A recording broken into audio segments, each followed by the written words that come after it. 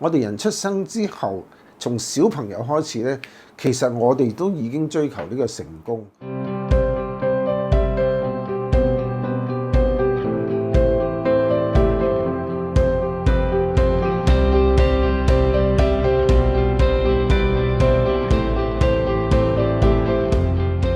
Hello， 大家好，歡迎大家翻到嚟胡思亂想快活人生嘅時間。咁上個禮拜我哋就講咗聰明嘅目標設定法。咁有啲朋友就問我：你係咪強調成功學啊？所以今集呢，我就想同大家嚟到講下成功。今日嘅題目叫做點解要成功啊嘛。其實你問我，我就覺得呢，好多人都誤解咗成功。因為我哋隨住社會嘅發展啊、經濟嘅發展，咁我哋以往都將成功咧等同事業有成啦，同埋有錢啦，咁呢啲叫做成功。你問我呢，呢兩樣係咪代表成功呢？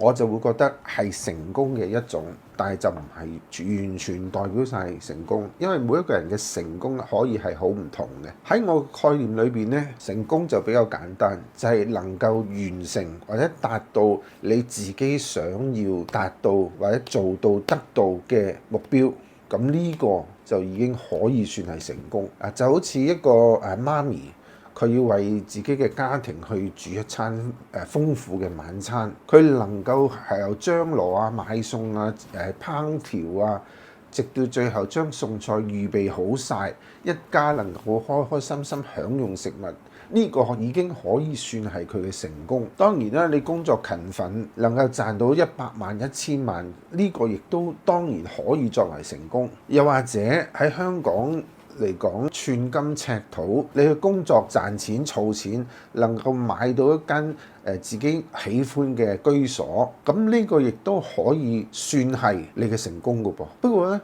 呢啲嘅成功呢，我只會當佢係一個短期嘅成功。咩意思呢？因為呢啲嘅目標完成咗之後呢，你發覺你亦仍然去追求另一個目標嘅，又或者咧，你追求呢啲目標嘅過程裏邊，可能外在好多唔同嘅環境啦、社會嘅因素啦，會令到你放棄啦，或者係走咗另一條唔同嘅路，以至你最後可能感到唔開心啊、後悔啊、遺憾啊咁呢啲情況。今日嘅題目係點解要成功？在我嚟講，成功係每一個人都需要嘅。而你會發覺咧，我哋人出生之後，從小朋友開始咧，其實我哋都已經追求呢個成功。因為咧，當我哋達成到別人對我哋嘅期望啊，或者交付嘅任務嘅時候，我哋係好希望別人嘅肯定同讚賞嘅。所以我哋話到小朋友其實佢有傾向係成為一個 good boy 啊、good girl， 一個好嘅男生、好嘅女生，因為佢希望喺佢嘅群體裏面被接納、被肯定。但係如果佢唔能夠獲得嘅時候，咁佢只會得到一種挫敗感同埋無力感。於是你發覺佢就唔會再去追求任何嘢，佢覺得自己係冇用。所以你話成功係咪好緊要？而且你發覺我哋成年人都係㗎，我哋點解要想有錢啊、事業有成啊？同樣我哋希望可以生活好啲啦，喺我哋嘅親戚朋友裏邊係能夠可以挺起胸膛啦，得到別人嘅欣賞啊、讚賞啊咁。咁你話係咪好緊要？呢個係人嘅心理嘅趨向。其實喺心理學裏邊咧，人生有3個好重要嘅考慮嘅範疇。一般我哋講嘅成功咧，都只係集中咗喺2方面。一方面就係做啲乜嘢 ，to do 做啲乜嘢，就好似我哋喺輔導室裏邊好多時咧點出個 client 嘅問題嘅時候，佢哋嘅反應第一時間，咁我點做啊咁樣？我哋就覺得我要做一啲嘢，做一啲嘢。當然啦，你做到一啲嘢嘅時候，你係會獲得一啲嘢。有啲人嘅目標就 to have 擁有一啲乜嘢，譬如擁有金錢啊，擁有婚姻啊，擁有愛情啊，擁有物質啊等呢啲。唔係對錯嘅問題，但係你發覺咧，我哋只係追求 to do to have 嘅話咧，當時間長咗嘅時候，人會好容易陷喺一種迷茫嘅。就好似我哋常會聽到一個 terms 就係中年危機，唔再知道自己為乜啦，做呢啲嘢，擁有呢啲嘢，仲可以點樣咧咁？咁所以咧，一個長期嘅成功唔係 to do， 唔係 to have。嗱，我唔係否認呢樣嘢，不過更加重要一個嘅就係 to be。我哋要成為一個點樣嘅人？你發覺喺教育裏邊咧，我哋冇教到我哋點要成為一個點樣嘅人。喺我哋中國人嘅社會裏邊，都係叫我哋勤力啲讀書，就係要好嘅成績，攞到學位，有好嘅工作。咁呢啲都係 to do to have 嘅範疇，就冇教到我哋點樣立身處世去成為一個點樣嘅人。而 to be 咧，正正就係我哋人生裏邊有長久覺得成就感嘅一個成功嘅元素。舉個例咧，喺宗教嚟講，耶穌佢受施洗約翰洗之後，匿咗去荒山野嶺嗰度進行呢個饑饉40嘅時候，我到溫下，佢心魔開始嚟去誘惑佢嘅時候，點解佢能夠勝過呢啲引誘，堅持自己嘅路呢？嗱，我呢度撇除即係宗教上嗰個佢係上帝嘅兒子啊、神啊呢個立念，我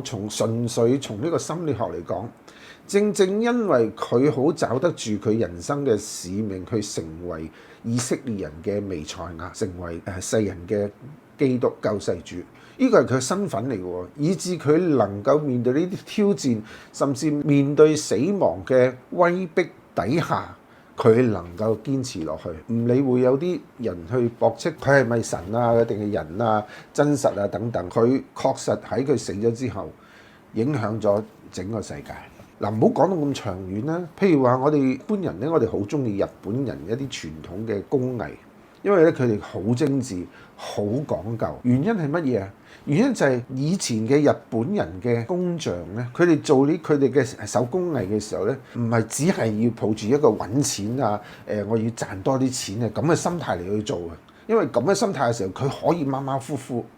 而係佢抱住咧，佢自己係個工匠啊，係一個大師級嘅人。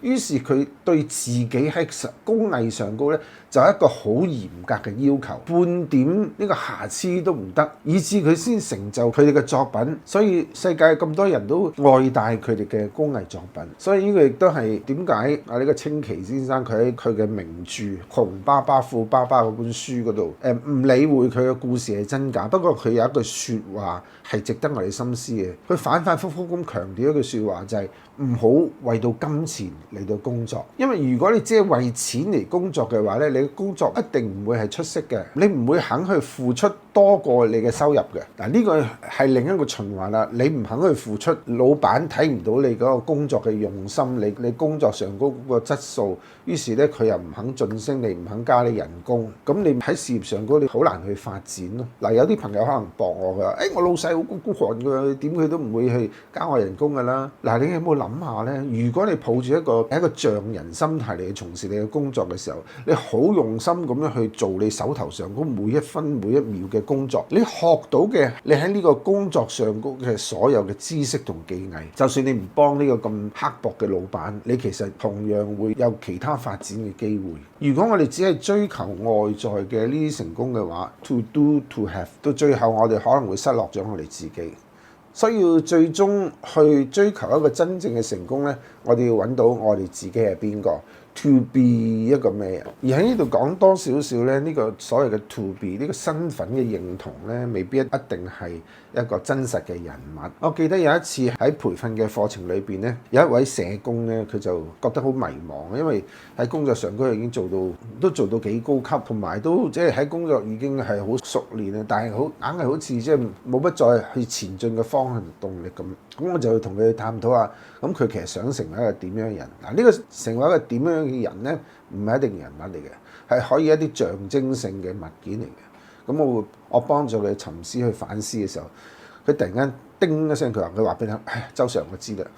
我要成為一棵大樹，能夠幫助有需要嘅人，可以喺佢嘅蔭下得到休息同埋滋潤。嗱，於是佢攞到呢個意象嘅時候，佢開心，佢揾到自己嘅價值。所以呢個所謂 to be 咧，係同我哋嗰個內在潛意識裏邊深深認同嘅價值觀係一致嘅。因為當我哋做一啲嘢同我哋內在嘅價值觀唔一致嘅時候，我哋心裏邊一定會好多嘅掙扎。好多嘅不必要嘅內耗喺當中。除咗呢個 symbolic 嘅意象咧，亦都可以一種情緒或者一種嘅狀態。我記得喺《火影忍者》呢個動畫裏邊咧，個主角渦卷明門有句説話就係：我哋每個人都有佢自己嘅道，而佢嘅道咧我唔記得咗佢道係堅忍啦定係乜嘢，即係可以係一種品格嘅特質嚟嘅。我哋能唔能去找得住我哋嗰個好堅持，我哋好追求嘅嗰種品格呢？呢個亦都可以係成為我哋成功嘅一個長遠嘅目標。